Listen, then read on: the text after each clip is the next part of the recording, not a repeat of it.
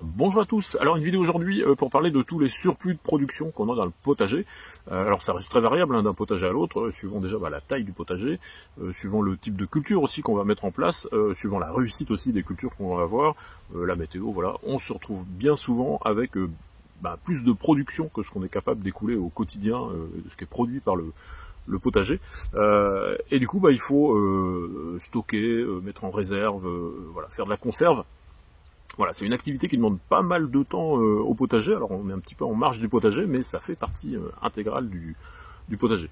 Alors ici, on est en Bretagne Nord, au mois de juillet, et c'est c'est le début de cette abondance. Le potager, il donne déjà depuis le mois de fin mai, début juin. Mais là, on commence vraiment à avoir des grosses cultures qui arrivent à terme. Et il est temps, justement, de commencer à s'en occuper, à les stocker, les conserver. Alors on va voir tout ça. Ça reste arbitraire, mais moi je vais vous parler de ça dans ce qui me semble moi du sens des trucs les plus compliqués aux trucs les plus simples. Voilà, et on va essayer de passer comme ça à peu près tout le potager en revue. Allez, on voit tout ça ensemble, c'est parti.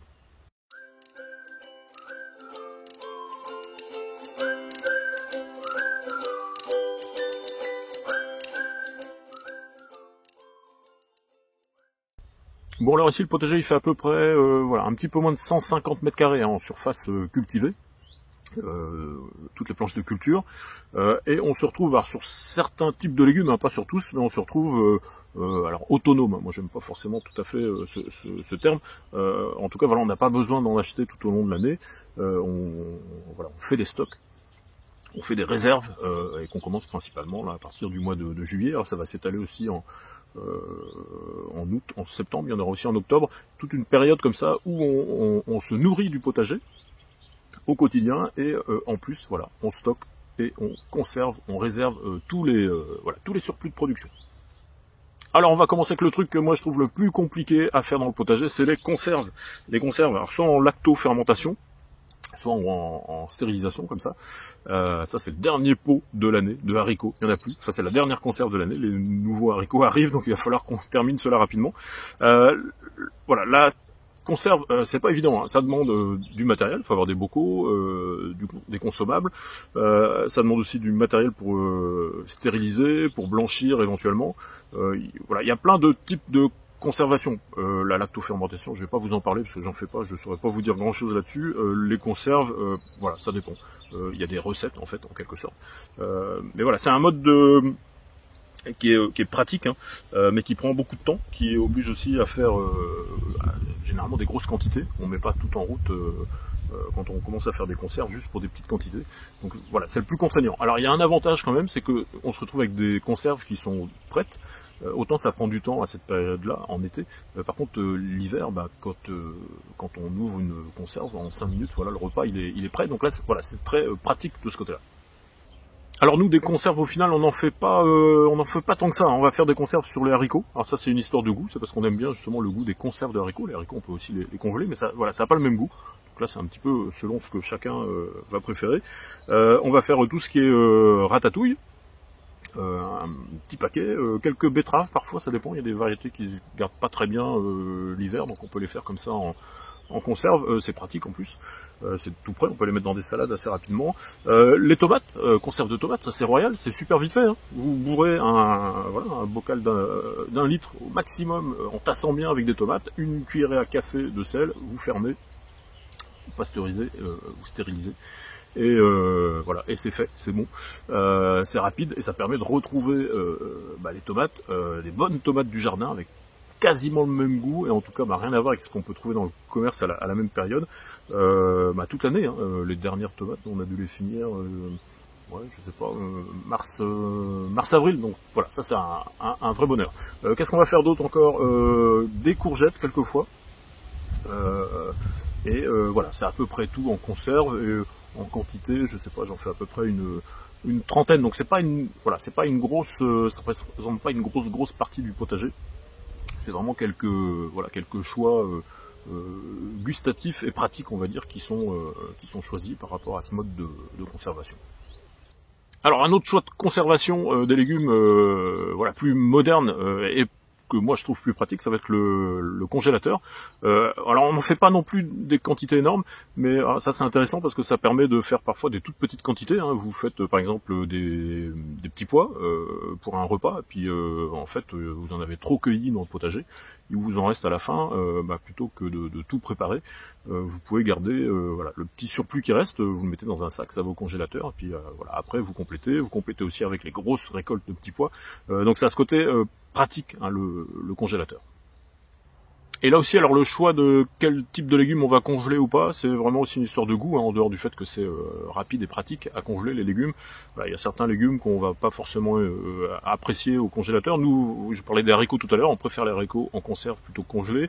Par contre, les petits pois, voilà, on préfère les petits pois congelés, tout simplement comme ça, écossés, puis stockés tel quel, hein, sans les blanchir, on les met tel quel dans le congélateur, parce que en goût on les préfère. Donc voilà, là aussi on choisit un petit peu les goûts et le côté pratique de ce qu'on va mettre comme légumes au congélateur ou pas.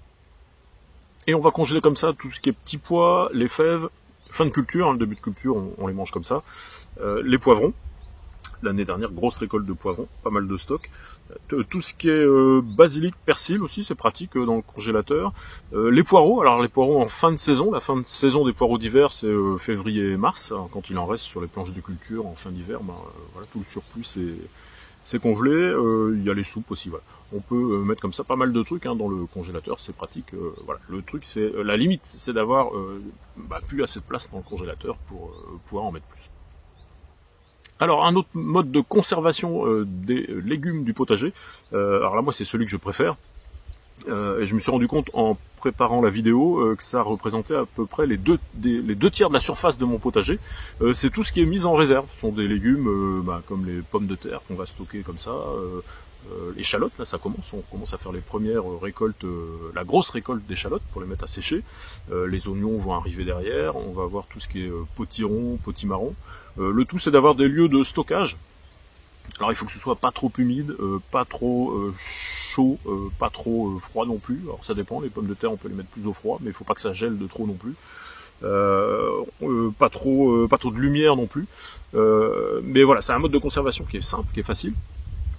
Faut faire attention à bien faire sécher hein, tout ce qui est oignons, échalotes, éviter de stocker des légumes humides, mais ça représente une grosse quantité. Hein. Chez nous, c'est vraiment la majeure partie de ce qui sort du potager est conservé comme ça et permet d'avoir certaines cultures quasiment disponibles toute l'année, puis de boucler comme ça d'une année sur l'autre en consommant uniquement des produits qui viennent du potager. Dans la même catégorie, on peut mettre aussi tout ce qui est haricots secs, tout ce qui est grains. Ici, on va avoir les cocos de Paimpol, haricots rouges d'Espagne.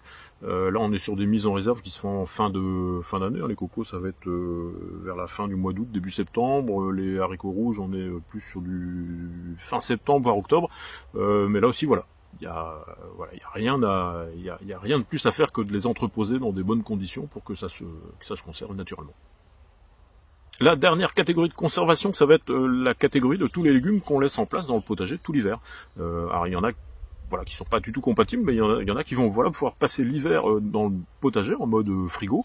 On va retrouver tout ce qui est choux, les endives, les blettes, hein, vous pouvez laisser les blettes d'une année sur l'autre.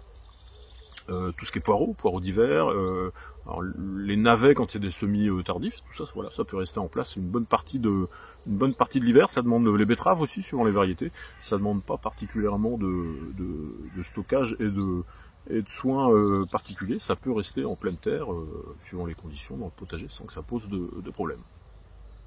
Alors c'est toujours frustrant quand on fait du potager de se retrouver à perdre une partie de sa production parce qu'on n'a pas pu la consommer ou pas pu la stocker. C'est quelque chose qui doit s'anticiper. Hein. Parfois on n'est pas disponible, on est en vacances, on n'a pas le matériel pour stocker.